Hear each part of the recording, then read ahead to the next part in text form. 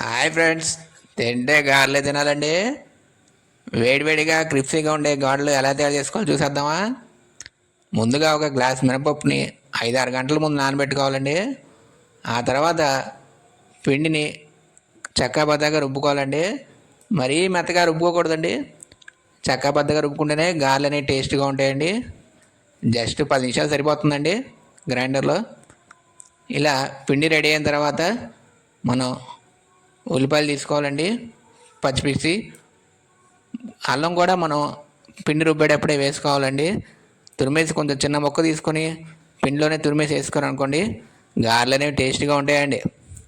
చూసారు కదా ఫ్రెండ్స్, వేడివేడిగా వాటిలో ఎలా తయారవుతున్నాయో చూస్తుంటే నోరు ఊరిపోతుంది కదండి. ఇలాగా గారెలు మనం రెడీ అయిన తర్వాత తింటుంటే వేడివేడిగా ఉంటుందండి. ఆ టేస్టే వేరండి. మీకు కనుక ఈ వీడియో నచ్చితే లైక్ చేయండి,